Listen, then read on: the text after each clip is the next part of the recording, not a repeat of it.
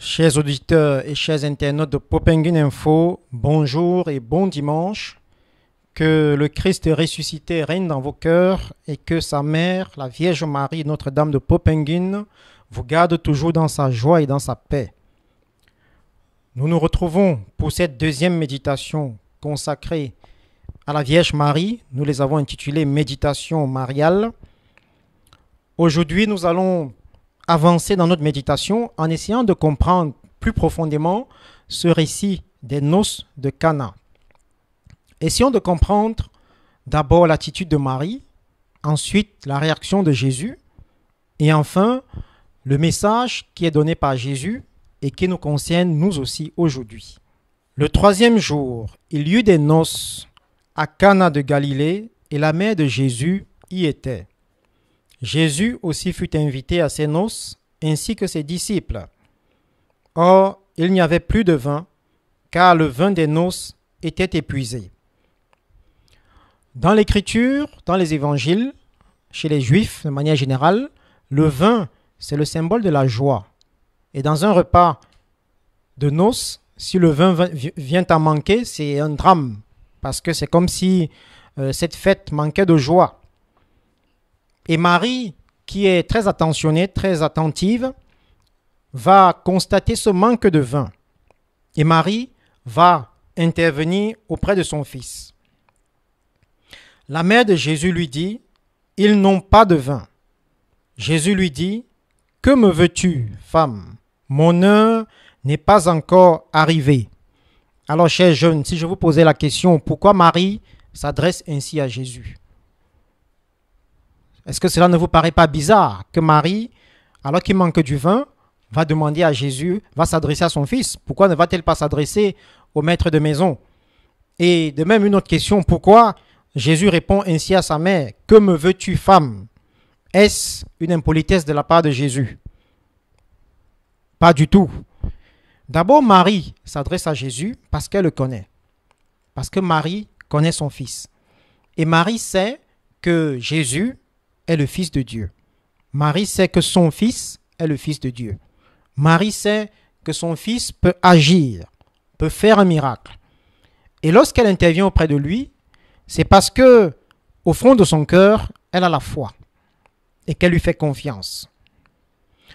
La réaction de Jésus n'est pas un refus, n'est pas un rejet de sa mère. Que me veux-tu, femme?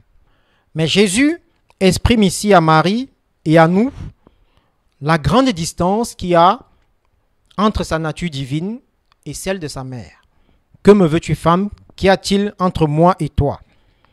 Jésus montre à Marie la grande inégalité, la grande différence de nature qu'il y a entre la nature divine qui est en lui et la nature humaine de sa mère. Et pourtant, Jésus va obéir à sa mère. Jésus va obéir à la créature. Le Créateur va obéir à la créature. Chers jeunes, voilà la grandeur de la bonne nouvelle que nous vous annonçons. C'est que Marie, la créature, Marie, la femme, est comme toute puissante dans le cœur de son fils.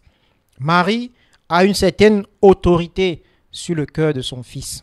C'est pourquoi, si vous vous rappelez, au cours de la première méditation, le pape Jean-Paul II avait fait cette comparaison entre Cana et le sanctuaire marial de Popenguine. Autant à Cana, Marie est intervenue pour ce jeune couple en détresse, autant au sanctuaire marial de Popenguine, Marie veut intervenir pour vous, les jeunes. Mais Marie, comme je vous ai dit la dernière fois, attend votre engagement, attend notre engagement de foi. Et l'engagement de foi que Marie attend de nous, c'est cette parole lorsqu'elle dit au serviteur, tout ce qu'il vous dira, faites-le. Et cette parole, aujourd'hui, Marie nous le dit. Tout ce que Jésus vous dira, faites-le. Marie nous invite, chers jeunes, à l'obéissance de la foi, à la confiance de la foi. Lorsque nous croyons en Jésus, nous lui faisons confiance totalement. Lorsque nous croyons en Jésus, nous mettons en lui toute notre confiance. Et il n'y a aucune de vos difficultés, il n'y a aucune de vos misères que Jésus ne peut résoudre si vous lui faites confiance. À Cana, Jésus a transformé l'eau en vin. Que ne pourrait-il faire pour vous aujourd'hui? Plusieurs parmi vous souffrent parce qu'ils n'ont pas de travail. Plusieurs parmi vous souffrent parce que dans leur famille, il y a des divisions. Plusieurs parmi vous se demandent qu'est-ce qu'ils vont devenir demain. Confiez-vous à Marie. Confiez-vous à Marie qui a dit à Jésus, ils n'ont plus de vin.